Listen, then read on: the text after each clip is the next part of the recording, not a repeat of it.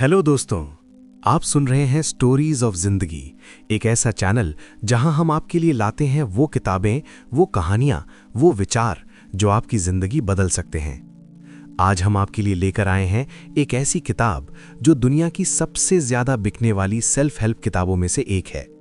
किताब का नाम है don't sweat the small stuff और इसे लिखा है रिचर्ड कार्लसन ने। ये किताब सिर्फ एक किताब नहीं है, ये लाखों लोगों की जिंदगी बदल चुकी है। 20 मिलियन से ज्यादा कॉपियां बिक चुकी हैं, 100 से ज्यादा भाषाओं में अनुवाद हुआ है और आज भी सालों बाद ये उतनी ही प्रासंगिक है जितनी पहले थी। रिचर्ड कार्लसन कहते हैं, जिंदगी में ज्यादातर चीजें जिन पर हम टेंशन लेते हैं वो वाकई में छोटी होती हैं, हम उन्हें बड़ा बना लेते हैं। अगर हम उन्हें छोड़ना सीख जाएं तो जिंदगी बहुत खूबसूरत हो जाती है। तो दोस्तों, तैयार हो जाइए। आज हम एक ऐसी यात्रा पर जा रहे हैं जहां हम सीखेंगे कि छोटी छोटी बातों पर टेंशन लेना कैसे छोड़ें, जिंदगी को सिंपल कैसे बनाएं और मानसिक शांति कैसे पाएं। चलिए शुरू करते हैं। Part 1, understanding the small stuff. Chapter 1, छोटी बातें क्यों इतनी बड़ी लगती हैं। एक कहानी सुनाता हूं। राज एक बड़ी कंपनी में सीनियर मैनेजर था। उसने अपनी फैमिली के साथ एक हफ्ते की छुट्टी प्लान की थी। होटल बुक था, टिकट बुक थे, सब सेट था। वो महीनों से इस छुट्टी का इंतजार कर रहा था। छुट्टी वाले दिन वो एयरपोर्ट पहुंचा। फ्लाइट 2 घंटे लेट थी।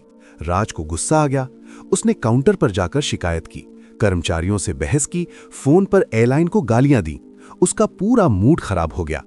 फ्लाइट में भी वो बुदबुदाता रहा। होटल पहुंचने तक उसका पूरा दिन खराब हो चुका था। उसकी पत्नी और बच्चे उससे दूर रहने लगे। पहले दिन की छुट्टी बर्बाद हो गई।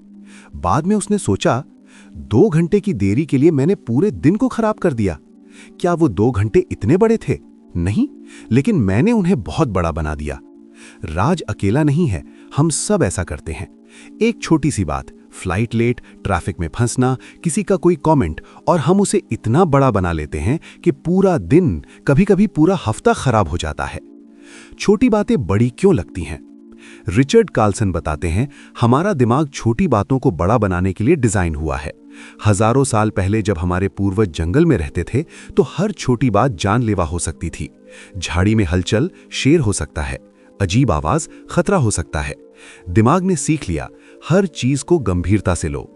लेकिन आज के जमाने में ज्यादातर चीजें जानलेवा नहीं होती।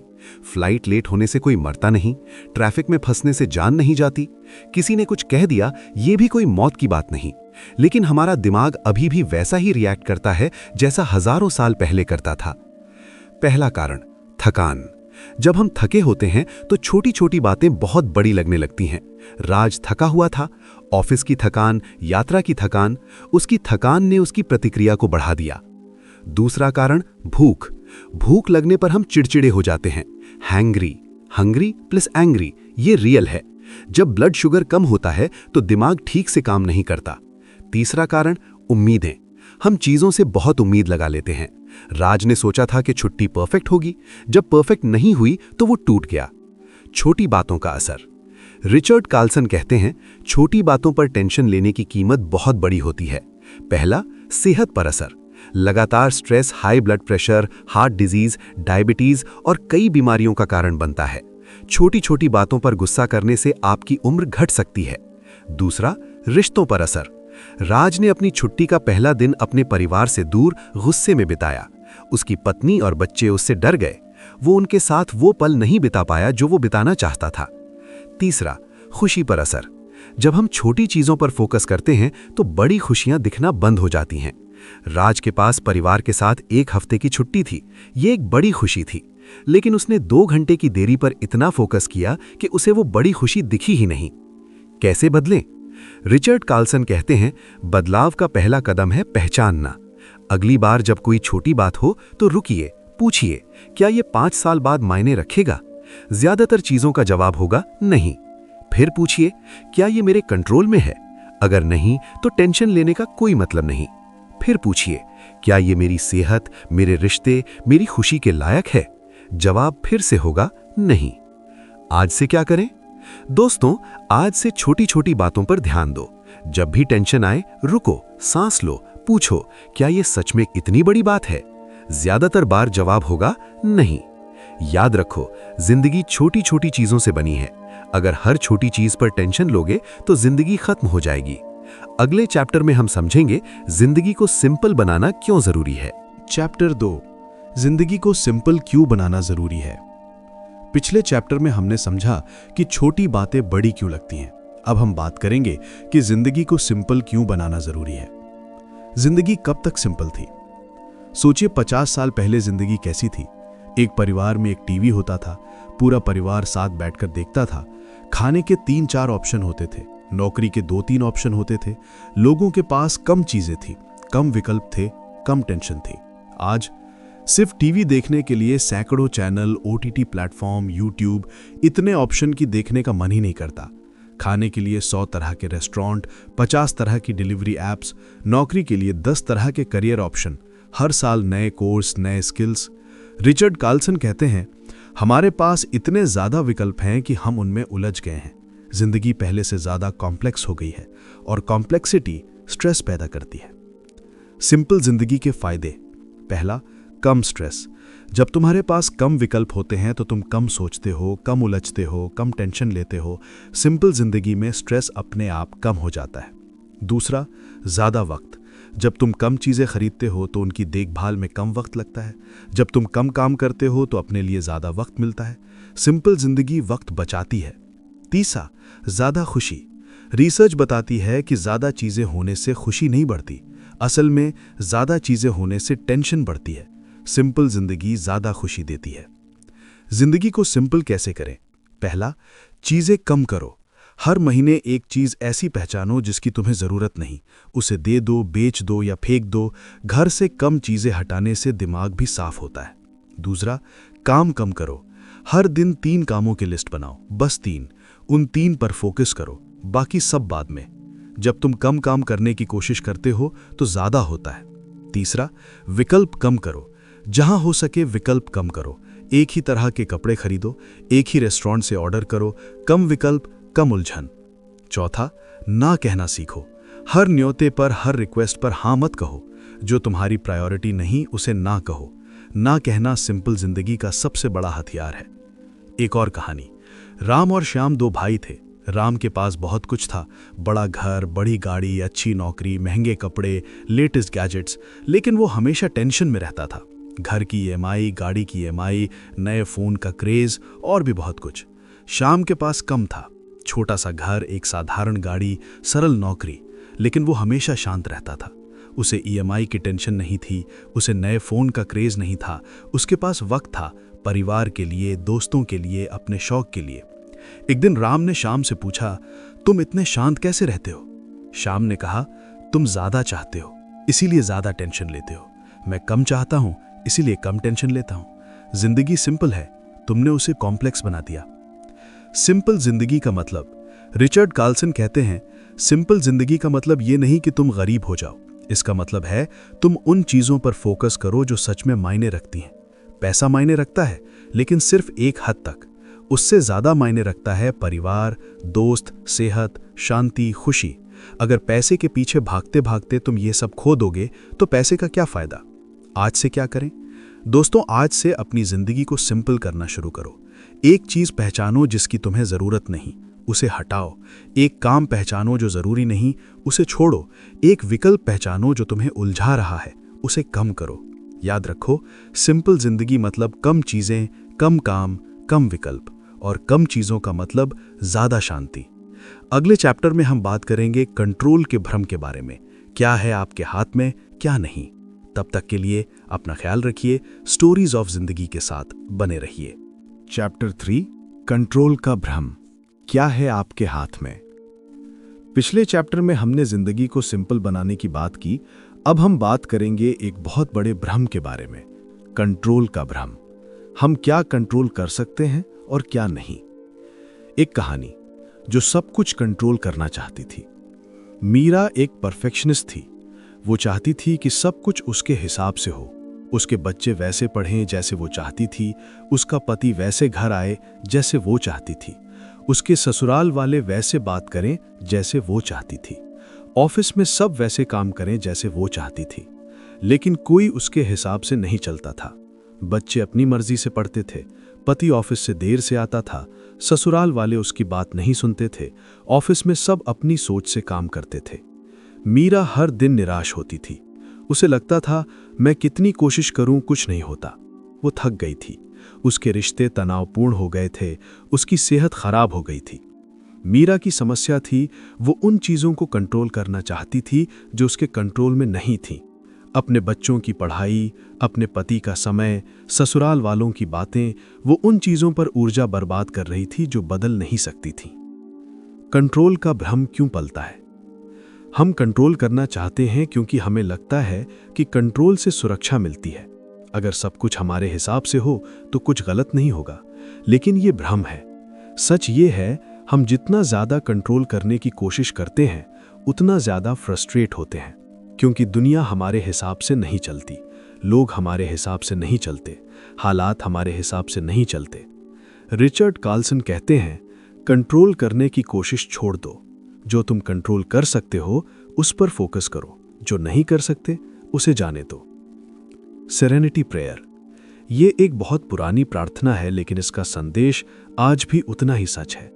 हे भगवान, मुझे शांति दो उन चीज़ों को स्वीकार करने की जो मैं नहीं बदल सकता, साहस दो उन चीज़ों को बदलने की जो मैं बदल सकता हूँ, और ज्ञान दो इन दोनों में फ़र्क समझने का। यही है कंट्रोल का सही दर्शन। पहचानो कि क्या बदल सकते हो, क्या नहीं। जो बदल सकते हो उस पर काम करो, जो नहीं उसे स्वीकार करो। मीरा ने कैसे बदलाव किया? मीरा ने समझा कि वो गलत चीज़ों पर ऊर्जा बर्बाद कर रही थी। उसने फैसला किया अब वो सिर्फ उन चीज़ों पर फोकस करेगी जो उसके कंट्रोल में है। वो अपने बच्चों की पढ़ाई कंट्रोल नहीं कर सकती थी, लेकिन वो उनके साथ बैठकर पढ़ सकती थी, उनका हौसला बढ़ा सकती थी। वो अपने पति का समय कंट्रोल नहीं कर सकती थी, लेकिन वो उनके साथ जो वक्त मिलता था उसे अच्छा बिता सकती थी। वो ससुराल वालों की बातें कंट्रोल नहीं कर सकती थी, लेकिन वो उन बातों को दिल पर नहीं ले सकती थी। धीरे धीरे उसकी टेंशन कम हुई, उसके रिश्ते बेहतर हुए, वो शांत हो गई। आज से क्या करें? दोस्तों, आज से ये पहचानो तुम्हारे कंट्रोल में क्या है और क्या नहीं। एक कागज लो, 2 कॉलम बनाओ, मेरे कंट्रोल में है और मेरे कंट्रोल में नहीं। उन चीज़ों को लिखो जिन पर तुम टेंशन ले रहे हो। देखो कि कितनी चीज़ें तुम्हारे कंट्रोल में नहीं हैं। फिर फैसला करो, अब से मैं सिर्फ उन चीज़ों पर फोकस करूंगा जो मेरे कंट्रोल में है, बाकी को जाने दूंगा। याद रखो, तुम दुनिया को नहीं बदल सकते, तुम लोगों को नहीं बदल सकते, लेकिन तुम अपनी प्रतिक्रिया बदल सकते हो, और यही सबसे बड़ी ताकत है। अगले चैप्टर में हम बात करेंगे परफेक्शनिज्म के जाल के बारे में, कैसे परफेक्ट होने की चाह हमें दुखी कर देती है। चैप्टर 4, परफेक्शनिज्म का जाल। पिछले चैप्टर में हमने कंट्रोल के भ्रम को समझा। अब हम बात करेंगे एक और बड़े जाल के बारे में, परफेक्शनिज्म, यानी सब कुछ परफेक्ट करने की चाह। परफेक्शनिज्म क्या है? रिचर्ड कार्लसन बताते हैं, परफेक्शनिज्म का मतलब है सब कुछ सही होना चाहिए, नहीं तो मैं फेल हूं। ये सोच हमें कभी खुश नहीं रहने देती, क्योंकि जिंदगी में कुछ भी परफेक्ट नहीं होता। एक कहानी सुनाता हूं। अनिल एक बहुत होशियार आदमी था। उसे अपने काम में गर्व था। वो हर प्रोजेक्ट परफेक्ट बनाना चाहता था, हर डिटेल पर ध्यान देता था, हर छोटी गलती पर खुद को कोसता था। लेकिन उसके प्रोजेक्ट्स डेडलाइन से पीछे रहते थे। उसकी टीम उससे परेशान थी, उसका बॉस उससे खुश नहीं था, उसकी पत्नी उससे नाराज थी क्योंकि वो देर रात तक काम करता था।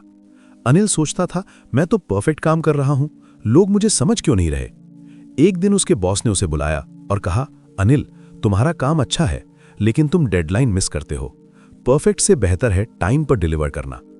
अनिल को समझ आ गया, वो परफेक्शनिज्म के जाल में फंसा था। परफेक्शनिज्म के 3 नुकसान। पहला, प्रोक्रेस्टिनेशन। परफेक्शनिस्ट लोग काम शुरू करने से डरते हैं, क्योंकि अगर शुरू किया और गलती हुई तो वो परफेक्ट नहीं रहेगा, इसलिए वो टालते रहते हैं, और जितना टालते हैं उतना स्ट्रेस बढ़ता है। दूसरा, डेडलाइन मिस होना। परफेक्शनिस्ट हर छोटी डिटेल पर वक्त लगाते हैं। डेडलाइन आ जाती है, काम अधूरा रहता है। परफेक्ट से बेहतर है टाइम पर डिलीवर करना। तीसरा, खुशी न मिलना। परफेक्शनिस्ट को कभी संतोष नहीं होता, क्योंकि कुछ भी परफेक्ट नहीं होता। वो हमेशा सोचते हैं और बेहतर हो सकता था, और इसलिए कभी खुश नहीं होते। Excellence versus perfectionism. Richard Carlson बताते हैं, एक्सीलेंस और परफेक्शनिज्म में बहुत फर्क है। एक्सीलेंस, मैं अपना सबसे अच्छा दूंगा, गलती हो तो सीखूंगा। डेडलाइन पूरी करूंगा, संतोष रखूंगा। परफेक्शनिज्म, सब कुछ सही होना चाहिए, गलती बर्दाश्त नहीं। डेडलाइन से ज्यादा जरूरी है परफेक्शन, कभी संतोष नहीं। एक्सीलेंस हेल्दी है, परफेक्शनिज्म अनहेल्दी है। परफेक्शनिज्म से कैसे बाहर निकलें? पहला, गुड इनफ को अपनाओ। हर चीज परफेक्ट नहीं हो सकती। 80% परफेक्ट, टाइम पर डिलीवर, ये गुड इनफ है, ये सीखो। दूसरा, गलतियों को सीख समझो। गलती का मतलब फेलियर नहीं, गलती का मतलब है तुमने कुछ नया ट्राई किया, तुमने कुछ सीखा। गलती से सीखो, आगे बढ़ो। तीसरा, डेडलाइन को प्रायोरिटी दो। परफेक्ट से बेहतर है टाइम पर डिलीवर करना। डेडलाइन तय करो, उसे पूरा करो, बाकी बाद में सुधार सकते हो। चौथा, खुद पर दया रखो। अगर कुछ परफेक्ट नहीं हुआ तो खुद को मत कोसो, कहो मैंने अपना बेस्ट दिया, अगली बार और बेहतर करूंगा। अनिल का बदलाव। अनिल ने यह सीखा, उसने डेडलाइन को प्रायोरिटी देना शुरू किया, उसने गलतियों को सीख समझना शुरू किया, उसने खुद पर दया रखना शुरू किया। अब वो टाइम पर प्रोजेक्ट डिलीवर करता है, उसकी टीम उससे खुश है, उसका बॉस उससे खुश है, उसकी पत्नी उससे खुश है, और सबसे बड़ी बात, वो खुद खुश है। वो कहता है, मैं सालों परफेक्ट की तलाश में भटक रहा था, अब मैं गुड इनफ में खुश हूं। आज से क्या करें? दोस्तों, आज से परफेक्शनिज्म का जाल पहचानो। क्या तुम हर काम परफेक्ट करने की कोशिश करते हो? क्या तुम गलतियों पर खुद को कोसते हो? क्या तुम डेडलाइन मिस करते हो? अगर हां, तो बदलाव की जरूरत है। आज से गुड इनफ को अपनाओ, गलतियों को सीख समझो, डेडलाइन को प्रायोरिटी दो, खुद पर दया रखो। याद रखो, परफेक्ट से बेहतर है टाइम पर डिलीवर करना, परफेक्ट से बेहतर है खुश रहना। अगले चैप्टर में हम बात करेंगे लोगों से कैसे निपटें बिना टेंशन लिए। चैप्टर 5, लोगों से कैसे निपटें बिना टेंशन लिए। पिछले चैप्टर में हमने परफेक्शनिज्म समझा। अब हम बात करेंगे उस चीज के बारे में जो सबसे ज्यादा टेंशन देती है, लोगों से जुड़ी टेंशन। हमारी ज्यादातर टेंशन लोगों से जुड़ी होती है। किसी ने कुछ कह दिया, किसी ने कुछ नहीं कहा, किसी ने इग्नोर किया, किसी ने आलोचना की, किसी ने अपेक्षा नहीं पूरी की। लोगों के कारण हमारी शांति बार बार टूटती है। एक कहानी सुनाता हूं। अनिल एक कॉर्पोरेट ऑफिस में काम करता था। उसका एक सहकर्मी था विकास। विकास हर दिन अनिल की आलोचना करता था। कभी कहता, तेरी प्रेजेंटेशन में डेटा गलत है। कभी कहता, तूने ये काम ठीक से क्यों नहीं किया। कभी कहता, तेरे आइडियाज अच्छे नहीं हैं। अनिल हर बार टेंशन लेता था। वो सोचता, विकास को मुझसे क्यों प्रॉब्लम है। वो रात को सोते वक्त विकास की बातें सोचता रहता था। उसका मूड खराब रहता था, उसका काम प्रभावित होने लगा। अनिल की समस्या थी, वो विकास की बातों को बहुत सीरियस ले रहा था। पहली सीख, अपने आप को अलग करो। रिचर्ड कार्लसन कहते हैं, जब कोई तुम्हारी आलोचना करता है तो वो उनकी समस्या है, तुम्हारी नहीं। लोग जो कहते हैं वो उनके अपने इश्यूज, अपने डर, अपनी असुरक्षा से आता है। विकास की आलोचना विकास के बारे में ज्यादा बताती थी, अनिल के बारे में नहीं। शायद विकास खुद अनसिक्योर था, शायद उसे डर था कि अनिल उससे आगे निकल जाएगा, शायद उसके घर में कोई प्रॉब्लम थी।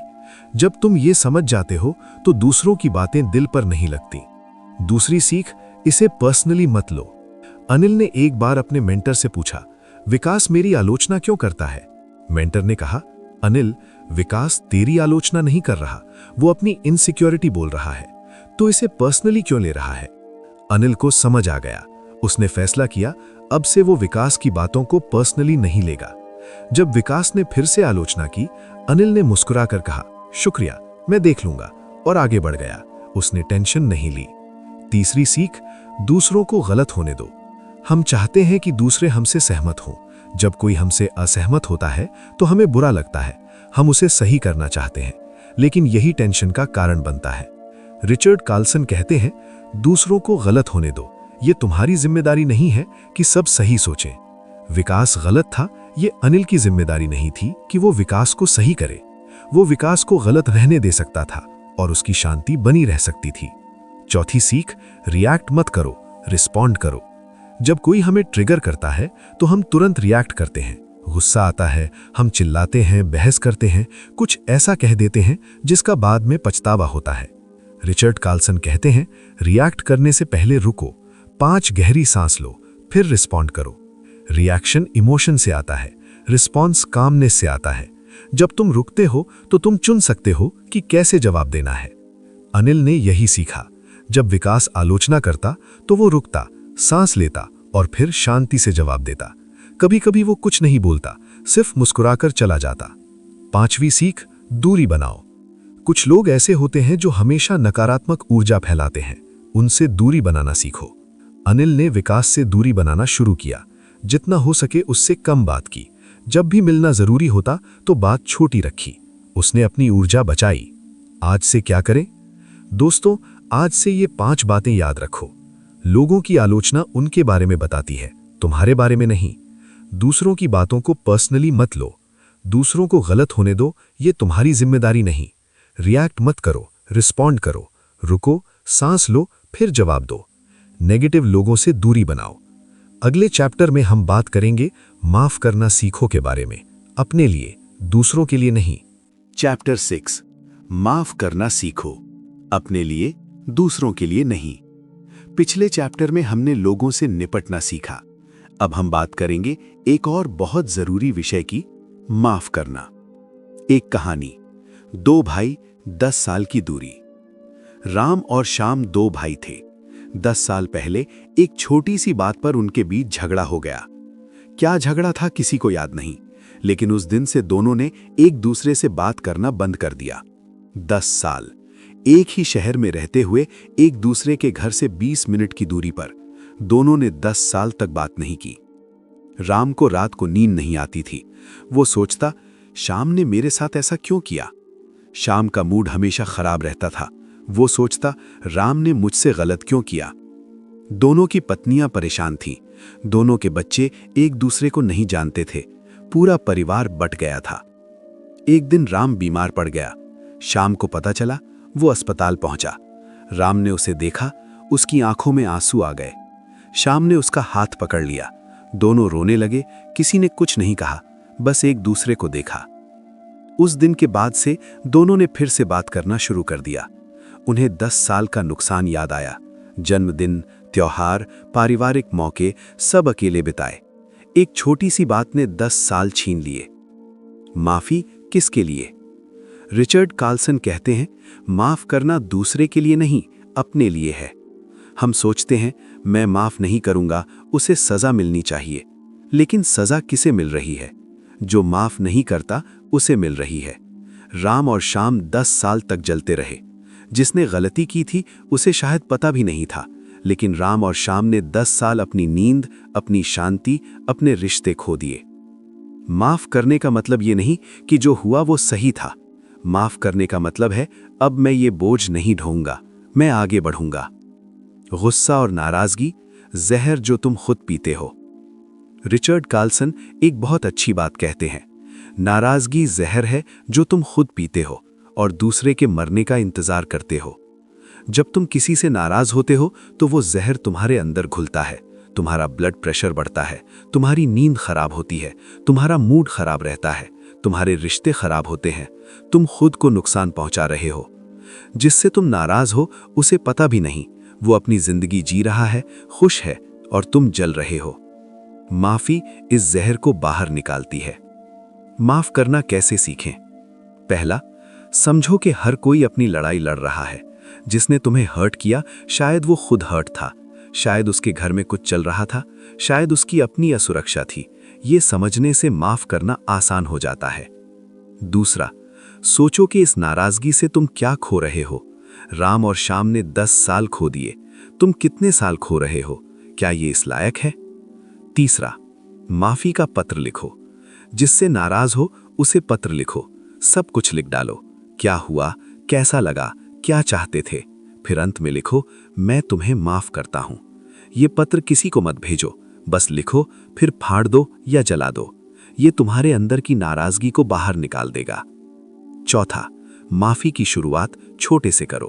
किसी छोटी नाराजगी से शुरू करो, जैसे किसी दोस्त ने फोन नहीं उठाया, माफ करो। धीरे धीरे बड़ी चीजों पर आओ। खुद को माफ करना।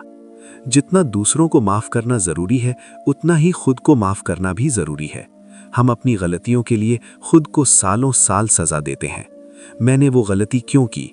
मैं इतना बेवकूफ था, काश मैंने ऐसा किया होता। रिचर्ड कार्लसन कहते हैं, तुम इंसान हो, इंसान से गलती होती है। खुद को माफ करो, आगे बढ़ो। अपनी गलतियों से सीखो, लेकिन उनके साथ मत जियो, उन्हें छोड़ दो, आगे बढ़ो। आज से क्या करें? दोस्तों, आज से उन लोगों को माफ करो जिनसे नाराज हो। उन्होंने क्या किया शायद भूल चुके हैं, लेकिन तुम अब भी उस नाराजगी को ढो रहे हो। ये बोझ छोड़ दो।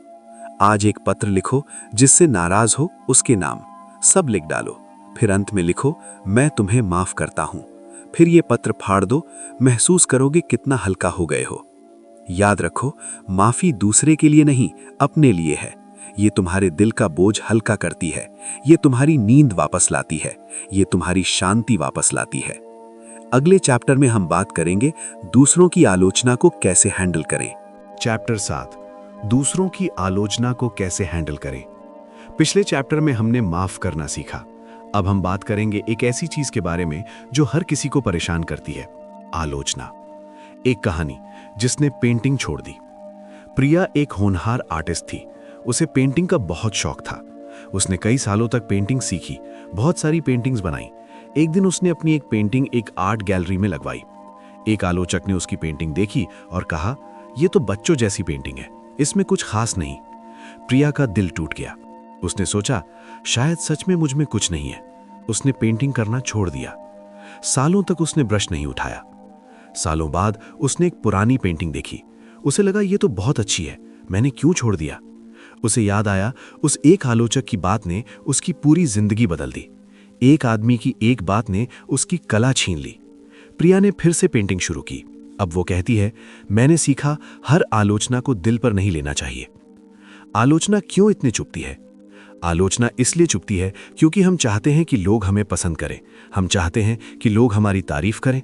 जब कोई आलोचना करता है तो हमें लगता है मैं अच्छा नहीं हूं। रिचर्ड कार्लसन कहते हैं, आलोचना का दर्द इसलिए होता है क्योंकि हम उसे पर्सनली लेते हैं। हम सोचते हैं वो मुझे बता रहा है कि मैं अच्छा नहीं हूं। लेकिन सच ये है, आलोचना करने वाला तुम्हारे बारे में नहीं, अपने बारे में बता रहा होता है। उसकी आलोचना उसके डर, उसकी असुरक्षा, उसकी सोच को दिखाती है। दो तरह की आलोचना। रिचर्ड कार्लसन बताते हैं, दो तरह की आलोचना होती है। पहली, कंस्ट्रक्टिव आलोचना। ये वो होती है जो तुम्हें बेहतर बनाने के लिए की जाती है। ये विशिष्ट होती है, सम्मान से कही जाती है और इसमें सुधार का सुझाव होता है। इस आलोचना को सुनो, सोचो और अगर सही लगे तो अपनाओ। दूसरी, डिस्ट्रक्टिव आलोचना। ये वो होती है जो तुम्हें नीचा दिखाने के लिए की जाती है। ये अस्पष्ट होती है, गुस्से से कही जाती है और इसमें सिर्फ नकारात्मकता होती है। इस आलोचना को इग्नोर करो। ये तुम्हारे बारे में नहीं, आलोचक के बारे में बताती है। प्रिया के मामले में आलोचक ने सिर्फ बच्चों जैसी कहा। यह अस्पष्ट था, कोई सुझाव नहीं था। ये डिस्ट्रक्टिव आलोचना थी, लेकिन प्रिया ने इसे सीरियस ले लिया। आलोचना को हैंडल करने के 4 तरीके। पहला, रुको। आलोचना सुनते ही रिएक्ट मत करो। रुको, सांस लो, 5 सेकंड का ब्रेक लो, ये तुम्हें शांत रखेगा। दूसरा, सुनो। आलोचना में कुछ सच हो सकता है, पूरी बात सुनो, बीच में मत टोको, बाद में सोचना कि कितना सच है। तीसरा, अलग करो। आलोचना को 2 हिस्सों में बांटो, जो सच है और जो नहीं। जो सच है उससे सीखो, जो नहीं उसे छोड़ दो। चौथा, धन्यवाद कहो। हाँ, धन्यवाद कहो, आपकी बात के लिए शुक्रिया, मैं सोचूंगा। ये तुम्हें मजबूत दिखाता है और आलोचक को भी शांत कर देता है। प्रिया ने कैसे बदलाव किया? प्रिया ने फिर से पेंटिंग शुरू की। अब वो जानती थी कि हर आलोचना को दिल पर नहीं लेना चाहिए। उसने सीखा, कुछ लोगों का काम ही दूसरों को नीचा दिखाना होता है। उनकी बातों का मतलब ये नहीं कि तुम में कमी है। आज प्रिया एक सफल आर्टिस्ट है। उसकी पेंटिंग्स लोग खरीदते हैं। वो कहती है, अगर मैं उस एक आलोचक की बात मान लेती तो आज मैं वो नहीं कर पाती जो मुझसे प्यार है।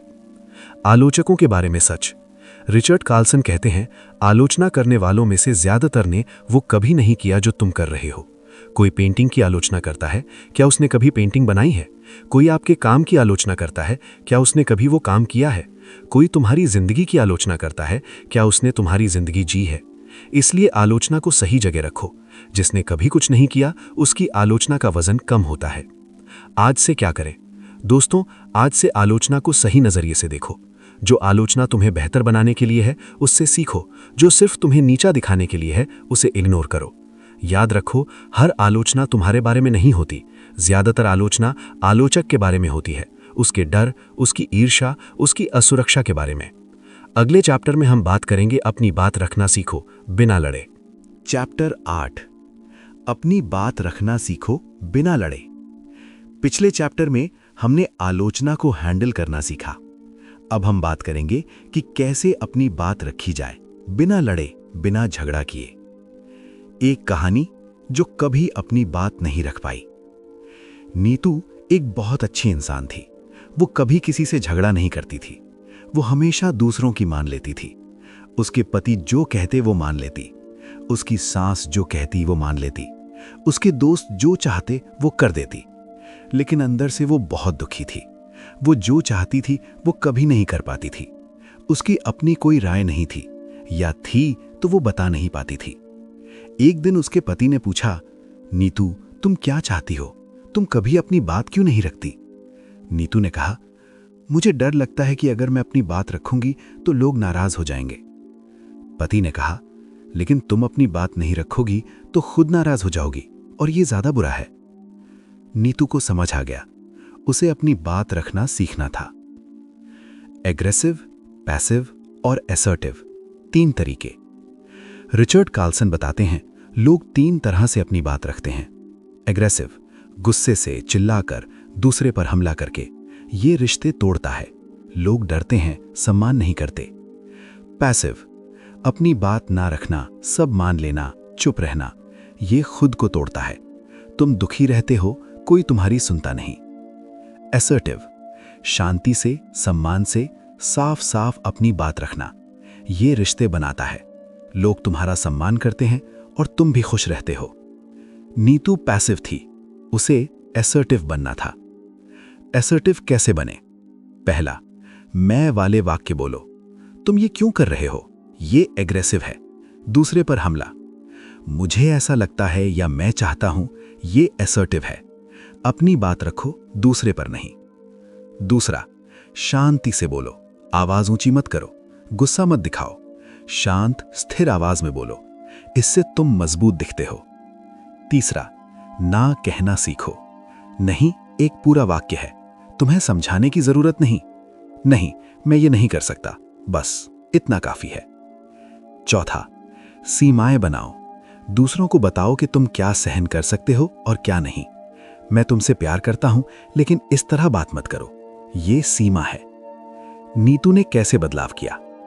नीतू ने छोटे छोटे कदम उठाने शुरू किए। पहले उसने अपने पति से कहा, मैं चाहती हूं कि हफ्ते में 1 दिन हम साथ में वक्त बिताएं। पति ने कहा, ठीक है। उसे अच्छा लगा। फिर उसने अपनी सास से कहा, मां, मैं ये काम नहीं कर सकती, कृपया कोई और देख लीजिए। सास को अजीब लगा, लेकिन उन्होंने मान लिया। धीरे धीरे नीतू ने अपनी बात रखना सीख लिया। वो पहले से ज्यादा खुश थी। उसके रिश्ते भी बेहतर हो गए, क्योंकि अब वो दिखावा नहीं कर रही थी, असली थी। बहस से कैसे बचें? रिचर्ड कार्लसन कहते हैं, बहस जीतने से ज्यादा जरूरी है रिश्ता बचाना। जब कोई तुमसे बहस करने लगे तो उनकी बात सुनो, समझने की कोशिश करो। अगर तुम गलत हो तो मान लो। अगर तुम सही हो तो भी बहस मत करो। कहो, हो सकता है तुम सही हो, और आगे बढ़ो। हर बहस जीतना जरूरी नहीं। कभी कभी चुप रहना, मुस्कुरा देना, आगे बढ़ जाना, यही सबसे बड़ी जीत है। आज से क्या करें? दोस्तों, आज से असर्टिव कम्युनिकेशन सीखो। अपनी बात रखो, लेकिन सम्मान से। ना कहो, लेकिन प्यार से। सीमाएं बनाओ, लेकिन साफ साफ।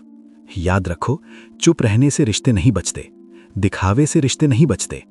असली होने से, अपनी बात रखने से, सम्मान से बात करने से रिश्ते बचते हैं।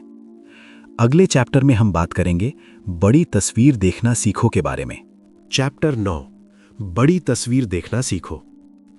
पिछले चैप्टर में हमने अपनी बात रखना सीखा। अब हम बात करेंगे एक ऐसे नजरिए के बारे में जो छोटी बातों को छोटा रखने में मदद करता है, बड़ी तस्वीर देखना। जूम आउट करो। सोचो तुम एक पेंटिंग देख रहे हो। बहुत करीब से देखोगे तो सिर्फ रंग के धब्बे दिखेंगे। थोड़ा पीछे हटोगे तो पूरी पेंटिंग दिखेगी। कितनी खूबसूरत है। जिंदगी भी ऐसी ही है। जब हम बहुत करीब से देखते हैं तो हर छोटी बात बड़ी लगती है। जब हम पीछे हटते हैं तो देखते हैं कि ये छोटी बातें पूरी तस्वीर में कितनी छोटी हैं। रिचर्ड कार्लसन कहते हैं, जिंदगी की ज्यादातर चीजें जिन पर हम टेंशन लेते हैं वो 5 साल बाद बिल्कुल मायने नहीं रखती। 10-10-10 रूल, ये एक बहुत पावरफुल टूल है। जब भी कोई छोटी बात पर टेंशन आ रही हो, 3 सवाल पूछो। 10 मिनट बाद क्या ये बात मायने रखेगी? अगर नहीं तो टेंशन क्यों ले रहे हो? 10 महीने बाद क्या ये बात मायने रखेगी? ज्यादातर चीजों का जवाब होगा नहीं। 10 साल बाद क्या ये बात मायने रखेगी? लगभग हर चीज का जवाब होगा नहीं। तो अगर 10 साल बाद मायने नहीं रखेगा तो आज इतना टेंशन क्यों ले रहे हो? एक कहानी जिसने अपनी डिजास्टर को देखा। अजय ने एक बिजनेस शुरू किया था। उसने बहुत मेहनत की, बहुत पैसा लगाया। 3 साल बाद बिजनेस फेल हो गया। अजय टूट गया। उसे लगा जिंदगी खत्म हो गई। वो दिन रात सोचता, मैंने इतनी मेहनत की, सब बर्बाद। एक दिन उसके पिता ने उससे कहा, बेटा तुम 10 साल पहले कहां थे? कॉलेज में। तुम्हारे पास क्या था? कुछ नहीं। आज तुम्हारे पास क्या है? अनुभव, स्किल्स, कनेक्शंस। तुमने कुछ खोया नहीं, तुमने सीखा। 10 साल बाद देखोगे तो ये दिन भी एक सीख लगेगा। अजय को समझ आ गया। उसने बड़ी तस्वीर देखी। उसने फिर से शुरुआत की। आज उसका दूसरा बिजनेस बहुत सफल है। वो कहता है, अगर मैं उस फेलियर में डूबा रहता तो आज यहां नहीं होता। Worst case scenario. हम छोटी बातों को इसलिए बड़ा बना लेते हैं क्योंकि हम वर्स्ट केस सोच लेते हैं। अगर मैं ये काम नहीं कर पाया तो मुझे नौकरी से निकाल देंगे, फिर मैं बेरोजगार हो जाऊंगा, फिर मैं बेघर हो जाऊंगा। रुको, सच में वर्स्ट केस क्या है? वो भी इतना बुरा नहीं है जितना तुम सोच रहे हो, और वो होगा भी या नहीं। ज्यादातर बार हमारे डर कभी सच नहीं होते। रिचर्ड कार्लसन कहते हैं, हमारे 90% डर कभी सच नहीं होते, बाकी 10% भी उतने बुरे नहीं होते जितना हम सोचते हैं। ग्रैटिट्यूड, बड़ी तस्वीर देखने का तरीका। जब हम छोटी बातों पर फोकस करते हैं तो हम बड़ी चीजें देखना भूल जाते हैं। ग्रैटिट्यूड हमें याद दिलाता है कि हमारे पास कितना कुछ है। जब तुम टेंशन ले रहे हो तो रुको, 3 चीजें सोचो जिनके लिए तुम आभारी हो। जैसे, मेरे पास परिवार है, मेरे पास छत है, मैं स्वस्थ हूं। जब तुम ये सोचते हो तो वो छोटी बात अपने आप छोटी हो जाती है, क्योंकि तुम बड़ी तस्वीर देखने लगते हो। जिंदगी छोटी है। रिचर्ड कार्लसन सबसे बड़ी बात ये कहते हैं, जिंदगी बहुत छोटी है, उसे छोटी छोटी बातों पर बर्बाद मत करो। हम सोचते हैं कि हमारे पास बहुत वक्त है, लेकिन वक्त निकलता जा रहा है। आज जो छोटी बात लग रही है, कल उसे याद भी नहीं होगा, लेकिन आज का दिन वापस नहीं आएगा। इसलिए जब भी कोई छोटी बात आए, पूछो, क्या ये उस दिन को बर्बाद करने लायक है? जवाब होगा नहीं। आज से क्या करें? दोस्तों, आज से बड़ी तस्वीर देखना सीखो। जब भी टेंशन आए, 10-10-10 रूल अपनाओ। वर्स्ट केस सोचो, वो भी इतना बुरा नहीं। ग्रैटिट्यूड प्रैक्टिस करो। याद रखो, जिंदगी छोटी है, इसे छोटी छोटी बातों पर मत बर्बाद करो। आज का दिन वापस नहीं आएगा, इसलिए आज को जियो, उस छोटी बात को जाने दो। अगले चैप्टर में हम बात करेंगे ग्रैटिट्यूड, छोटी छोटी खुशियों को पहचानो के बारे में। चैप्टर 10, ग्रैटिट्यूड, छोटी छोटी खुशियों को पहचानो। पिछले चैप्टर में हमने बड़ी तस्वीर देखना सीखा। अब हम बात करेंगे एक ऐसी आदत के बारे में जो छोटी छोटी खुशियों को पहचानना सिखाती है, ग्रैटिट्यूड यानी कृतज्ञता। एक कहानी, जूतों वाला आदमी। एक आदमी था जो हमेशा शिकायत करता रहता था। उसके जूते पुराने हो गए थे, उनमें छेद हो गए थे। वो कहता, मेरी किस्मत ही खराब है, मेरे पास अच्छे जूते भी नहीं। एक दिन वो किसी काम से गांव गया। वहां उसने एक आदमी को देखा जिसके पैर ही नहीं थे। वो आदमी ठेले पर बैठा था, हाथों से ठेला चला रहा था, मुस्कुरा रहा था। पहले वाले आदमी को समझ आ गया, उसके पास जूते थे, भले ही पुराने, उसके पैर थे जो काम कर रहे थे। उसने सोचा, मैं शिकायत कर रहा था जबकि मेरे पास इतना कुछ है। ये कहानी हमें सिखाती है, हम अक्सर उस चीज पर फोकस करते हैं जो हमारे पास नहीं है, और जो है वो हमें दिखता ही नहीं। ग्रैटिट्यूड क्यों जरूरी है?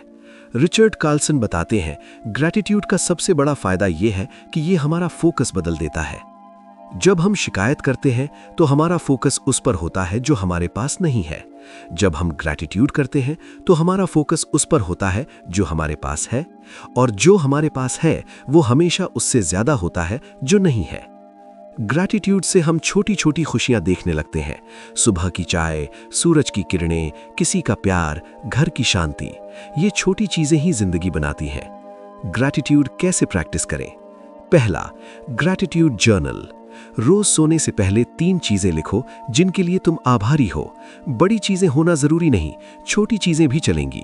आज मौसम अच्छा था, दोस्त ने फोन किया, खाना अच्छा बना। दूसरा, ग्रैटिट्यूड वॉक। 10 मिनट की वॉक पर जाओ। वॉक करते वक्त जो दिखे उसकी कृतज्ञता महसूस करो। सूरज दिखे, आभारी हो कि सूरज है।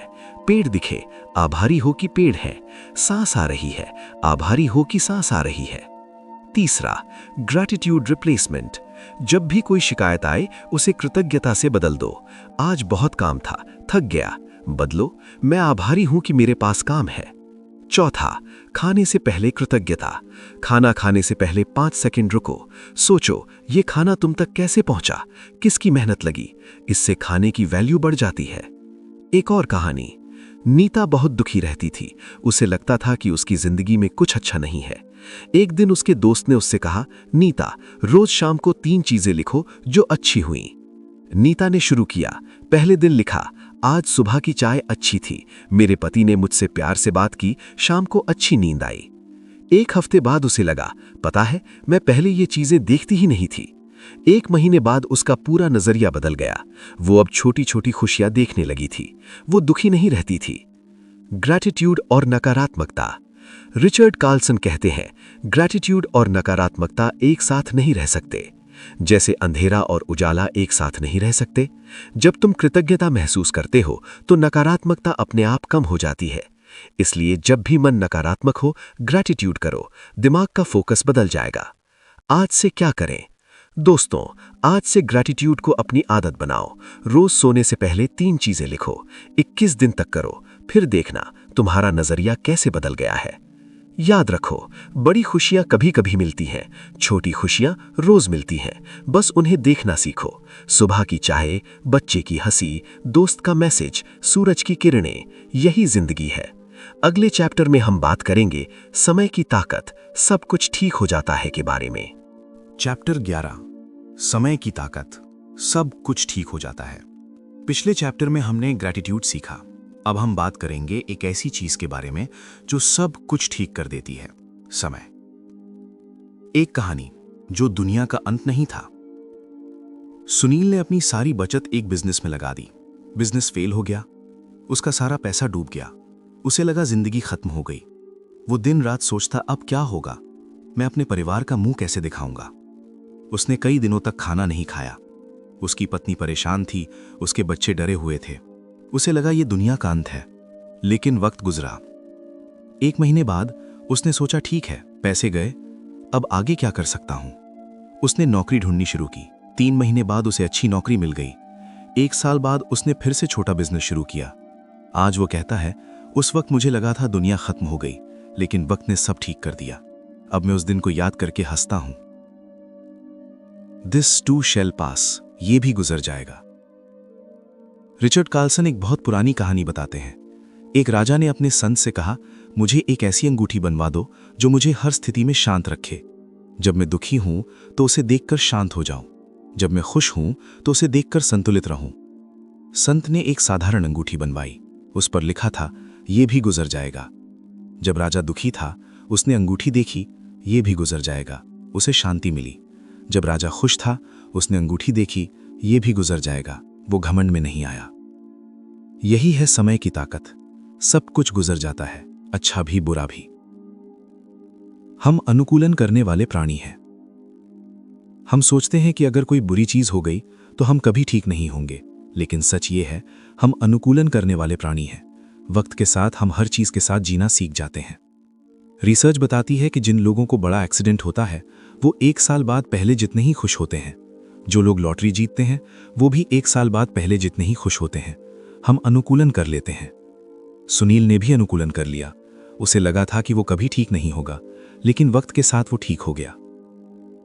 धैर्य कैसे रखें? पहला, समझो कि ये वक्त भी बीत जाएगा। जब मुश्किल वक्त हो तो खुद से कहो, ये भी गुजर जाएगा। ये सोच ही तुम्हें धैर्य देती है। दूसरा, एक दिन में एक कदम। मुश्किल वक्त में पूरी समस्या सोचकर डरो मत, बस आज का एक कदम सोचो। आज मैं क्या कर सकता हूं, बस वो करो। तीसरा, दूसरों से बात करो, अकेले मत रहो। दोस्तों से बात करो, परिवार से बात करो, उनकी बातें सुनो, उनकी मौजूदगी तुम्हें धैर्य देगी। चौथा, खुद पर भरोसा रखो। तुम पहले भी मुश्किलों से निकले हो, इस बार भी निकलोगे। खुद पर भरोसा रखो। जल्दबाजी मत करो। हम चाहते हैं कि सब कुछ जल्दी ठीक हो जाए, लेकिन समय को अपना काम करने दो। घाव को भरने में वक्त लगता है, जख्म को ठीक होने में वक्त लगता है, जल्दबाजी मत करो। रिचर्ड कार्लसन कहते हैं, प्रकृति को देखो, पेड़ को बढ़ने में वक्त लगता है, फूल को खिलने में वक्त लगता है। तुम भी प्रकृति का हिस्सा हो, अपने आप को वक्त दो। आज से क्या करें? दोस्तों, आज से समझ लो ये भी गुजर जाएगा। जो भी मुश्किल आज है वो कल नहीं होगी, जो भी दर्द आज है वो कल कम होगा। वक्त सब ठीक कर देता है, बस धैर्य रखो। जब भी टेंशन आए कहो, ये भी गुजर जाएगा।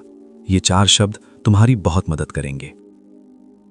अगले चैप्टर में हम बात करेंगे हंसना सीखो खुद पर भी के बारे में। चैप्टर 12, हंसना सीखो खुद पर भी। पिछले चैप्टर में हमने समय की ताकत समझी। अब हम बात करेंगे एक ऐसी आदत के बारे में जो स्ट्रेस को तुरंत कम कर देती है, हंसना, खासकर खुद पर हंसना। एक कहानी जो अपनी गलतियों पर हंसने लगी। सोनिया बहुत गंभीर इंसान थी, उसे अपनी गलतियां बहुत बुरी लगती थीं। एक बार उसने ऑफिस में एक गलत ईमेल भेज दिया। वो पूरे दिन परेशान रही, रात को नींद नहीं आई। उसने सोचा, लोग क्या सोचेंगे, मैं कितनी बेवकूफ हूं। अगले दिन उसकी सहेली ने पूछा, क्या हुआ? सोनिया ने बताया। सहेली हंसने लगी। सोनिया ने कहा, तुम हंस क्यों रही हो? सहेली ने कहा, यार ये तो बहुत मजेदार है, तूने गलत ईमेल भेज दिया, हो जाता है, कल कोई याद भी नहीं रखेगा, तू इतना टेंशन क्यों ले रही है? सोनिया ने सोचा, सच में इतना टेंशन क्यों ले रही हूं? वो भी हंसने लगी। उसके बाद से वो अपनी गलतियों पर हंसना सीख गई। उसकी टेंशन बहुत कम हो गई। हंसने के फायदे। रिचर्ड कार्लसन बताते हैं, हंसना सबसे अच्छी दवा है, ये तुरंत असर करती है। पहला, स्ट्रेस कम करती है। जब तुम हंसते हो तो तुम्हारा शरीर एंडोर्फिन रिलीज करता है। ये नेचुरल फील गुड केमिकल है। स्ट्रेस हार्मोन कम हो जाते हैं। दूसरा, नजरिया बदलती है। जब तुम हंसते हो तो तुम समस्या को हल्के में लेने लगते हो, समस्या उतनी बड़ी नहीं लगती। तीसरा, रिश्ते बेहतर होते हैं।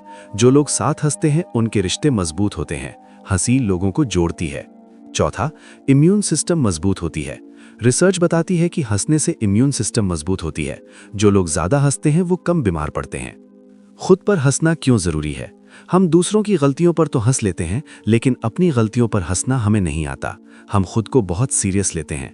रिचर्ड कार्लसन कहते हैं, अगर तुम खुद पर हंसना सीख गए तो कोई तुम्हें हर्ट नहीं कर सकता। क्यों? क्योंकि तुम पहले ही अपनी गलतियों को स्वीकार कर चुके हो, तुम उन पर हंस चुके हो। अब दूसरा कुछ कहे तो तुम्हें फर्क नहीं पड़ता। खुद पर हंसना कैसे सीखें? पहला, अपनी गलतियों को स्टोरी बनाओ। जो गलती हुई उसे कहानी की तरह देखो। याद है वो दिन जब मैंने? कहानी सुनाने से गलती हल्की हो जाती है। दूसरा, सोचो कि 5 साल बाद ये कितनी मजेदार लगेगी। आज जो गलती बहुत बड़ी लग रही है, 5 साल बाद उस पर हंसोगे, तो आज ही क्यों नहीं हंस देते? तीसरा, दूसरों को भी हंसने दो। जब तुम अपनी गलती पर हंसते हो तो दूसरे भी हंसते हैं, ये अच्छी बात है। हंसी साझा करने से रिश्ते मजबूत होते हैं। चौथा, परफेक्ट होने की कोशिश मत करो। हम इसलिए गलतियों पर नहीं हंस पाते क्योंकि हम परफेक्ट दिखना चाहते हैं। परफेक्ट होने की कोशिश छोड़ दो। इंसान हो, गलती होती है।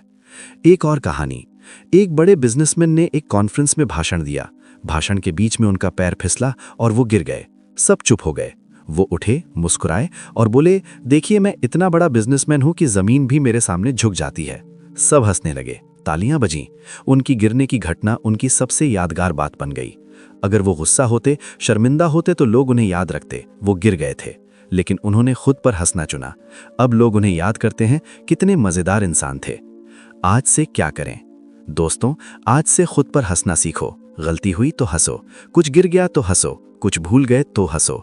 जिंदगी को सीरियस लेना छोड़ो। ये एक नाटक है, खेल है, इसका मजा लो। याद रखो, जो लोग खुद पर हंस सकते हैं वो दुनिया की सबसे ताकतवर चीज से लैस हैं। वो किसी की आलोचना से नहीं डरते। अगले चैप्टर में हम बात करेंगे रिलेशनशिप में शांति कैसे लाएं के बारे में। चैप्टर 13, रिलेशनशिप में शांति कैसे लाएं। पिछले चैप्टर में हमने हंसना सीखा। अब हम बात करेंगे सबसे महत्वपूर्ण विषय की, रिलेशनशिप में शांति कैसे लाएं। एक कहानी। जो जोड़ा हर बात पर लड़ता था। अनूप और रचना की शादी को 5 साल हो गए थे। पहले 2 साल बहुत अच्छे थे, फिर धीरे धीरे झगड़े बढ़ने लगे। छोटी छोटी बातों पर लड़ाई। कभी कहा कि खाना ज्यादा नमकीन है, कभी कहा कि देर से आए, कभी कहा कि बात नहीं सुनते। दोनों थक गए थे। दोनों को लगता था मैं सही हूं, वो गलत है। रात को अलग अलग कमरों में सोने लगे। एक दिन उनके दोस्त ने कहा, तुम दोनों अपने अपने 3 सबसे बड़े झगड़े लिखो, फिर एक दूसरे को पढ़कर सुनाओ। अनूप ने लिखा, रचना मेरी बात नहीं सुनती, वो हमेशा अपनी मां की बात मानती है, वो मुझसे प्यार नहीं करती। रचना ने लिखा, अनूप मुझे वक्त नहीं देता, वो हमेशा ऑफिस में रहता है, वो मेरी भावनाओं को नहीं समझता। जब उन्होंने एक दूसरे को पढ़कर सुनाया तो दोनों को समझ आया वो एक ही चीज चाहते थे, प्यार, ध्यान, सम्मान। बस उन्होंने एक दूसरे से वो मांगने का तरीका गलत चुन लिया था। रिश्तों में शांति का पहला नियम, अपनी बैटल चुनो। रिचर्ड कार्लसन कहते हैं, हर छोटी बात पर लड़ना बंद करो, अपनी बैटल चुनो। हर बात पर लड़ोगे तो रिश्ता टूट जाएगा। पूछो, क्या ये बात 5 साल बाद मायने रखेगी? ज्यादातर बातों का जवाब होगा नहीं। तो फिर क्यों लड़ रहे हो? अनूप और रचना ने यही सीखा। अब वो हर छोटी बात पर नहीं लड़ते। जब कोई बात आती है तो पूछते हैं, क्या ये सच में इतनी बड़ी बात है? ज्यादातर बार जवाब होता है नहीं, और वो आगे बढ़ जाते हैं। दूसरा नियम, सही होने की जिद छोड़ो। हम रिश्तों में सबसे ज्यादा इसलिए लड़ते हैं क्योंकि हम सही होना चाहते हैं। हम चाहते हैं कि दूसरा माने कि हम सही हैं, वो गलत है। लेकिन रिचर्ड कार्लसन कहते हैं, रिश्ते में सही होने से ज्यादा जरूरी है खुश रहना। तुम सही हो सकते हो, लेकिन अगर तुम सही होने की जिद में रिश्ता तोड़ दोगे तो सही होने का क्या फायदा? अनूप ने सीखा, कभी कभी चुप रहना, मान लेना, आगे बढ़ जाना, यही सबसे बड़ी जीत है। तीसरा नियम, तारीफ करना सीखो। हम रिश्तों में शिकायतें तो खूब करते हैं, लेकिन तारीफ करना भूल जाते हैं। रिचर्ड कार्लसन कहते हैं, रोज अपने पार्टनर की एक तारीफ करो। आज तुम बहुत अच्छे लग रहे हो, तुमने ये काम बहुत अच्छा किया, मुझे तुम्हारे साथ वक्त बिताना अच्छा लगता है। छोटी छोटी तारीफें रिश्ते को मजबूत बनाती हैं। चौथा नियम, माफी मांगना सीखो। गलती हो जाए तो माफी मांगो। सॉरी, मैंने गलत कहा। सॉरी, मैंने तुम्हें हर्ट किया। माफी मांगना कमजोरी नहीं, ताकत है। यह दिखाता है कि तुम रिश्ते को अपने अहंकार से ज्यादा महत्व देते हो। पांचवा नियम, एक दूसरे को वक्त दो। आज की भागदौड़ में हम एक दूसरे को वक्त ही नहीं देते। रिचर्ड कार्लसन कहते हैं, हर हफ्ते एक डेट नाइट रखो, सिर्फ तुम दोनों। कोई फोन नहीं, कोई टीवी नहीं, कोई बच्चे नहीं, बस तुम दोनों। बात करो, हंसो, साथ वक्त बिताओ। ये एक दिन रिश्ते को महीनों तक चलने की ऊर्जा देता है। आज से क्या करें? दोस्तों, आज से अपने रिश्ते पर ध्यान दो। हर छोटी बात पर लड़ना बंद करो, अपनी बैटल चुनो, सही होने की जिद छोड़ो, तारीफ करना सीखो, माफी मांगना सीखो, एक दूसरे को वक्त दो। याद रखो, रिश्ता सही होने का मैदान नहीं है, रिश्ता प्यार का बगीचा है, उसे संभालना सीखो। अगले चैप्टर में हम बात करेंगे घर में शांति, परिवार के साथ रहना के बारे में। चैप्टर 14, घर में शांति, परिवार के साथ रहना। पिछले चैप्टर में हमने रिलेशनशिप में शांति के बारे में सीखा। अब हम बात करेंगे घर में शांति के बारे में, परिवार के साथ कैसे शांति से रहें। घर, जहां शांति होनी चाहिए। घर वो जगह है जहां हम आराम करने आते हैं, लेकिन कई बार घर ही सबसे ज्यादा टेंशन की जगह बन जाता है। सास बहू के झगड़े, माँ बाप और बच्चों की नोकझोंक, भाई बहन की लड़ाई। घर शांति की जगह नहीं, युद्ध का मैदान बन जाता है। रिचर्ड कार्लसन कहते हैं, अगर घर में शांति नहीं है तो दुनिया की सारी सफलता बेकार है। एक कहानी, वो घर जो युद्ध का मैदान था। शर्मा परिवार, पिता, माता, 2 बच्चे और दादा दादी। हर दिन कोई ना कोई झगड़ा, कभी बच्चों की पढ़ाई को लेकर, कभी खाने को लेकर, कभी टीवी देखने को लेकर। घर में शांति का नाम नहीं था। एक दिन परिवार के सबसे बड़े सदस्य ने सबको बुलाया। उन्होंने कहा, हम सब एक ही घर में रहते हैं, हम एक दूसरे से प्यार करते हैं, फिर ये झगड़े क्यों? सब चुप थे। उन्होंने कहा, अब से एक नियम, जो भी गुस्सा हो वो 10 मिनट के लिए अपने कमरे में चला जाए, फिर बात करे। पहले हफ्ते में मुश्किल हुआ, दूसरे हफ्ते में थोड़ा सुधार, 1 महीने में घर की तस्वीर बदल गई। अब कोई गुस्से में चिल्लाता नहीं था, 10 मिनट ब्रेक लेता था, शांत होता, फिर बात करता। घर में शांति आ गई। घर में शांति के 5 नियम। पहला नियम, 10 मिनट का नियम। जब भी गुस्सा आए 10 मिनट के लिए अलग हो जाओ, अपने कमरे में जाओ, सांस लो, शांत हो जाओ, फिर बात करो। गुस्से में की गई बातें कभी सही नहीं होती। दूसरा नियम, एक दूसरे की जगह समझो। हर किसी की अपनी मुश्किलें हैं। पिता ऑफिस के प्रेशर में है, माँ घर के कामों में थकी है, बच्चे पढ़ाई के दबाव में है। समझो, आलोचना मत करो। तीसरा नियम, एक दूसरे की तारीफ करो। परिवार में तारीफ करना सीखो। आज खाना बहुत अच्छा बना है, बेटा तुमने बहुत मेहनत की, पापा आपने बहुत अच्छा कहा। छोटी छोटी तारीफें बड़ा बदलाव लाती हैं। चौथा नियम, एक दूसरे के लिए वक्त निकालो। हर हफ्ते एक दिन पूरे परिवार के साथ बिताओ। कोई फोन नहीं, कोई टीवी नहीं, बस साथ बैठो, बात करो, खेलो, हंसो। 5वां नियम, माफी मांगना सीखो। गलती हुई तो माफी मांगो। बड़े भी माफी मांग सकते हैं, बच्चों से भी माफी मांग सकते हैं। ये कमजोरी नहीं, मिसाल है। सास बहू के रिश्ते में शांति। ये सबसे नाजुक रिश्ता है। रिचर्ड कार्लसन कहते हैं, सास बहू के रिश्ते में सबसे जरूरी है जगह देना। सास को समझना चाहिए कि बहू अब इस घर की बहू है, नौकर नहीं। उसकी अपनी सोच है, अपने तरीके हैं। बहू को समझना चाहिए कि सास ने सालों इस घर को संभाला है, उसकी आदतें बदलना आसान नहीं। जगह दो, एक दूसरे की सीमाओं का सम्मान करो। छोटी छोटी बातों पर मत लड़ो, बड़ी तस्वीर देखो, तुम एक ही परिवार के हिस्सा हो। बच्चों के साथ शांति। बच्चों के साथ सबसे बड़ी गलती हर बात पर टोकना। ऐसे मत बैठो, ऐसे मत खाओ, ये मत करो, वो मत करो। रिचर्ड कार्लसन कहते हैं, बच्चों को जगह दो, उन्हें गलतियां करने दो, वो सीखेंगे।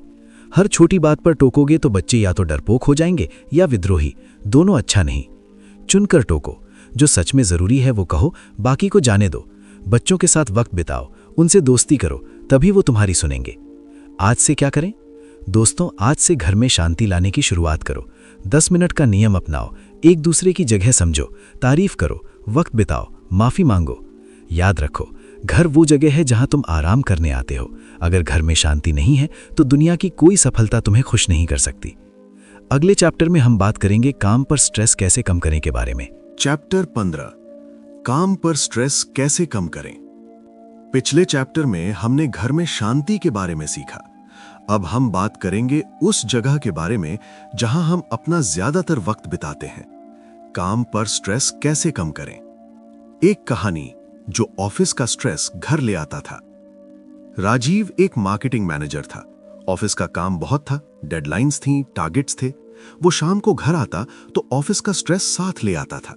उसकी पत्नी बात करने आती तो वो चिड़चिड़ा जाता, बच्चे खेलने आते तो डांट देता। वीकेंड पर भी वो ऑफिस के काम सोचता रहता। उसकी पत्नी परेशान थी, उसके बच्चे उससे दूर हो गए। राजीव को लगा, मैं परिवार के लिए कमा रहा हूं, लेकिन परिवार ही खो रहा हूं। एक दिन उसने फैसला किया, ऑफिस का स्ट्रेस ऑफिस में ही छोड़ना है। काम और घर के बीच दीवार बनाओ। रिचर्ड कार्लसन कहते हैं, जब तुम ऑफिस से निकलो तो एक दीवार बना लो। ऑफिस की सारी टेंशन उस दीवार के पीछे छोड़ दो, घर में सिर्फ घर लेकर जाओ। राजीव ने यही किया। उसने तय किया, ऑफिस से निकलते वक्त वो 5 मिनट बैठता, सांस लेता और सोचता, आज का दिन खत्म, अब परिवार का समय। फिर घर जाता। पहले हफ्ते में मुश्किल हुआ, दूसरे हफ्ते में थोड़ा आसान, 1 महीने में ये उसकी आदत बन गई। अब वो घर आता है तो परिवार के साथ होता है। उसकी पत्नी खुश है, बच्चे खुश हैं, वो खुद भी खुश है। काम पर स्ट्रेस कम करने के 5 तरीके। पहला, 5 मिनट का ब्रेक लो। हर घंटे 5 मिनट का ब्रेक लो। उठो, घूमो, पानी पियो, खिड़की से बाहर देखो। ये छोटे ब्रेक तुम्हारा दिमाग रीसेट करते हैं। दूसरा, काम को छोटे छोटे हिस्सों में बांटो। बड़ा काम डराता है, उसे छोटे छोटे हिस्सों में बांटो। आज का एक हिस्सा पूरा करो, कल का अगला। इससे स्ट्रेस कम होता है। तीसरा, नहीं कहना सीखो। हर काम हाँ मत कहो। जो तुम्हारा काम नहीं उसे ना कहो। जो डेडलाइन पूरी नहीं कर सकते उसे ना कहो। ना कहना स्ट्रेस से बचाता है। चौथा, सहकर्मियों से दोस्ती करो। अकेले काम करने से स्ट्रेस बढ़ता है। सहकर्मियों से बात करो, साथ में लंच करो, हंसी मजाक करो, सपोर्ट सिस्टम बनाओ। पांचवा, परफेक्शनिज्म छोड़ो। हर काम परफेक्ट नहीं हो सकता। Good enough is good enough. Deadline पूरी करो, बाद में सुधार सकते हो। बॉस से कैसे निपटें? बॉस से स्ट्रेस आता है तो सबसे ज्यादा। रिचर्ड कार्लसन कहते हैं, बॉस को बदलना तुम्हारे हाथ में नहीं है, अपनी प्रतिक्रिया बदलना तुम्हारे हाथ में है। अगर बॉस हमेशा शिकायत करता है तो उसकी बातों को दिल मत लगाओ। उसका काम है शिकायत करना, तुम्हारा काम है काम करना। अलग करो। अगर बॉस अनुचित डेडलाइन देता है तो शांति से बात करो, सर ये डेडलाइन पूरी करने में मदद चाहिए। मदद मांगना कमजोरी नहीं, समझदारी है। ऑफिस की राजनीति से कैसे बचें? ऑफिस की राजनीति सबसे ज्यादा स्ट्रेस देती है। रिचर्ड कार्लसन कहते हैं, गॉसिप से दूर रहो। जो तुम्हारे काम से नहीं उसमें मत पड़ो। कोई तुमसे किसी की बुराई करे तो कहो, मुझे इस बारे में नहीं पता, मुझे काम करने दो। धीरे धीरे लोग तुमसे गॉसिप करना छोड़ देंगे। अपने काम पर फोकस करो, दूसरों के काम से मतलब मत रखो। तुम जितना अपने काम में व्यस्त रहोगे, राजनीति में उतना ही कम फंसोगे। आज से क्या करें? दोस्तों, आज से ऑफिस और घर के बीच दीवार बनाओ। ऑफिस की टेंशन ऑफिस में छोड़ो, घर में सिर्फ घर लेकर जाओ। काम पर 5 मिनट के ब्रेक लो, काम को छोटे हिस्सों में बांटो। नहीं कहना सीखो, सहकर्मियों से दोस्ती करो, परफेक्शनिज्म छोड़ो। याद रखो, नौकरी सिर्फ जिंदगी का हिस्सा है, पूरी जिंदगी नहीं। जो तुम नौकरी के लिए खो रहे हो वो कभी वापस नहीं मिलेगा।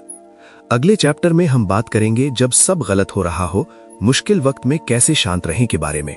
चैप्टर 16, जब सब गलत हो रहा हो, मुश्किल वक्त में कैसे शांत रहें। पिछले चैप्टर में हमने काम पर स्ट्रेस कम करना सीखा।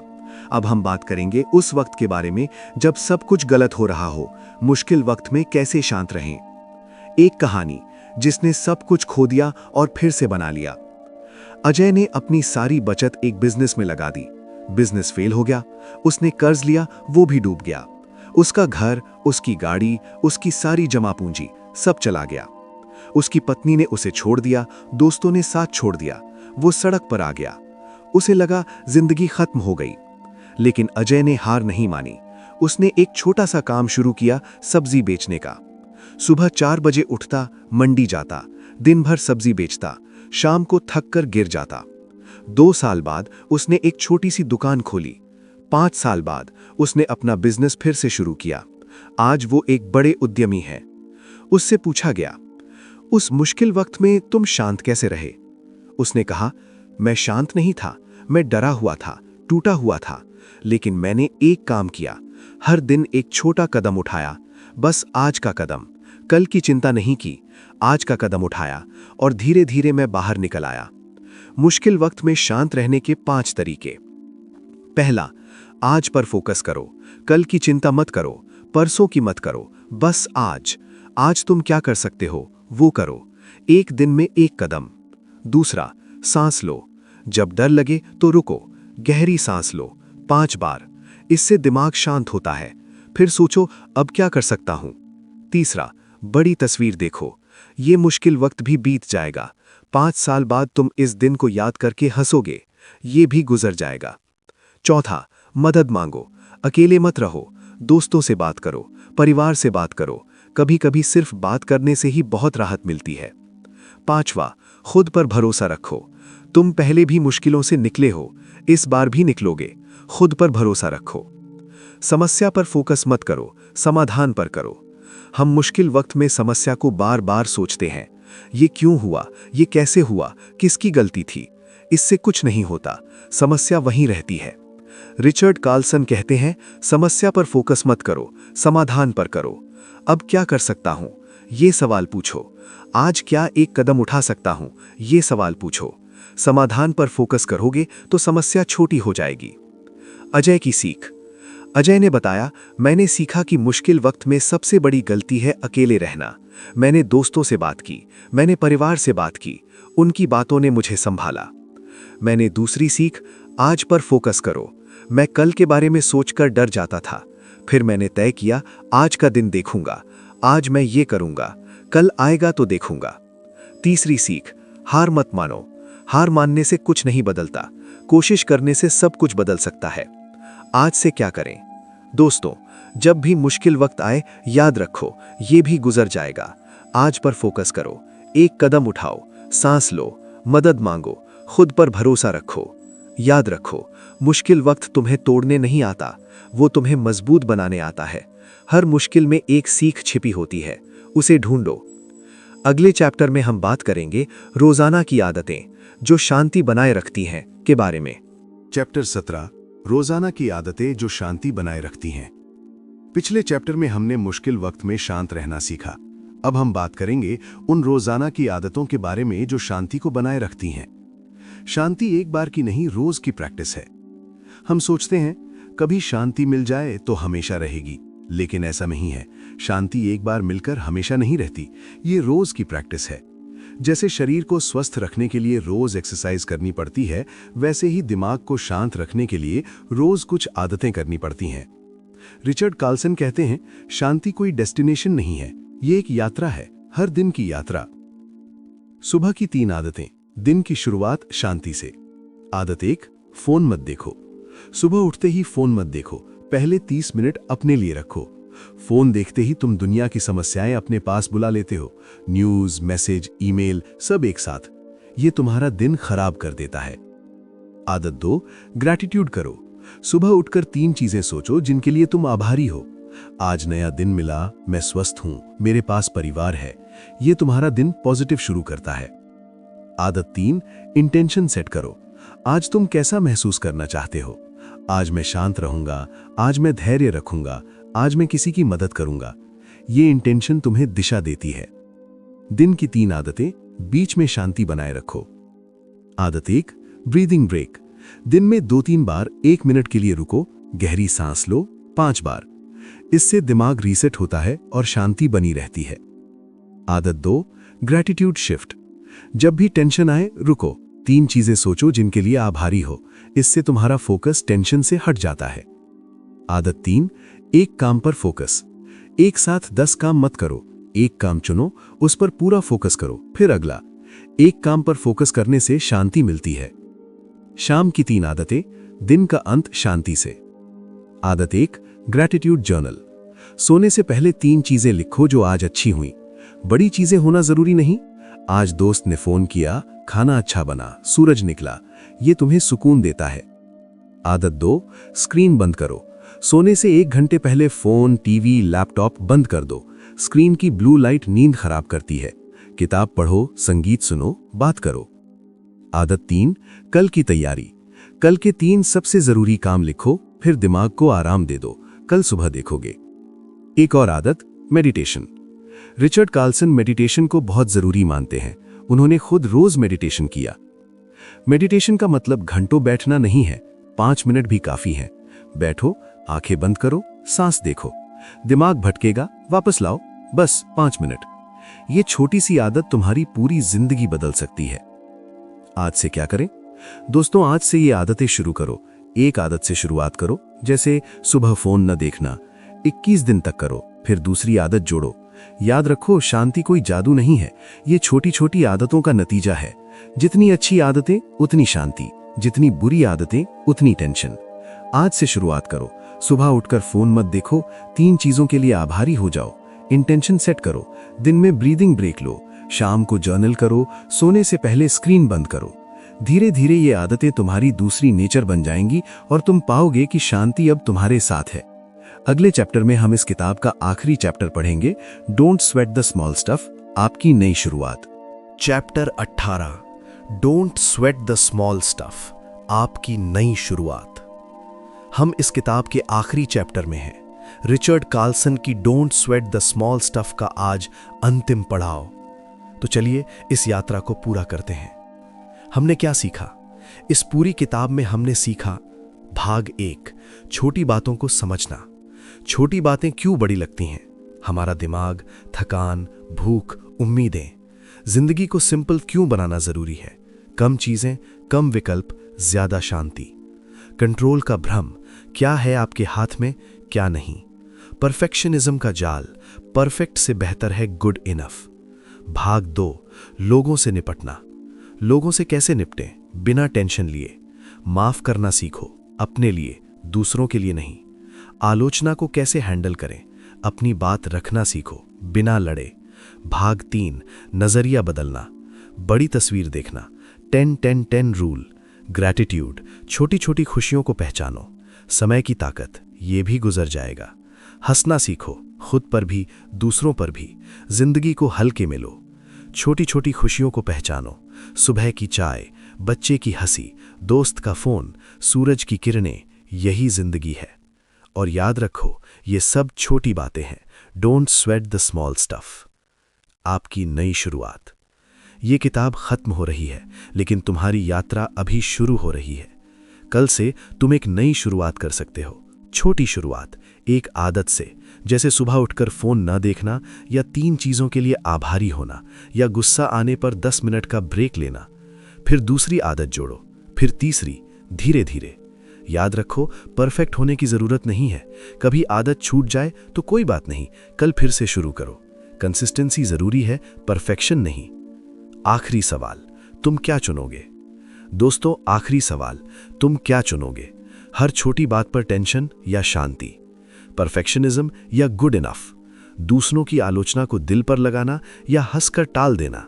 रिश्तों में लड़ना या प्यार करना? मुश्किल वक्त में डूब जाना या एक कदम उठाना? ये चुनाव तुम्हारा है। कोई तुम्हारे लिए नहीं चुन सकता, तुम खुद चुन सकते हो। और तुम चुन सकते हो, अब से मैं छोटी बातों पर टेंशन नहीं लूंगा, मैं शांति चुनता हूं, मैं खुशी चुनता हूं। दोस्तों, ये थी रिचर्ड कार्लसन की किताब don't sweat the small stuff. हमें उम्मीद है कि इस किताब ने तुम्हें समझ दिया है। जिंदगी की ज्यादातर चीजें जिन पर हम टेंशन लेते हैं वो सच में छोटी होती हैं। उन्हें बड़ा बनाना हमारी गलती है। अगर हम उन्हें जाने देना सीख जाएं तो जिंदगी बहुत खूबसूरत हो जाती है। अब तुम्हारी बारी है। छोटी छोटी आदतें शुरू करो, ग्रैटिट्यूड करो, हंसो, माफ करो, बड़ी तस्वीर देखो और याद रखो ये सब छोटी बातें हैं। अगर ये ऑडियो बुक तुम्हें पसंद आई हो तो लाइक करना मत भूलना। अगर तुम्हारे कोई दोस्त हैं जो छोटी छोटी बातों पर टेंशन लेते हैं तो उनके साथ शेयर करो। हो सकता है तुम्हारी एक शेयर उनकी जिंदगी बदल दे। और हाँ, स्टोरीज ऑफ जिंदगी को सब्सक्राइब करना मत भूलना, क्योंकि ऐसी ही जीवन बदल देने वाली किताबें हम लाते रहेंगे तुम्हारे लिए। धन्यवाद दोस्तों, इतनी देर हमारे साथ रहने के लिए। अपना ख्याल रखना, अपनी शांति का ख्याल रखना और याद रखना ये सब छोटी बातें हैं। Don't sweat the small stuff. Stories of जिंदगी के साथ मैं अब आपसे इजाजत चाहता हूं। मिलते हैं अगली कहानी में। Thank you for listening. See you.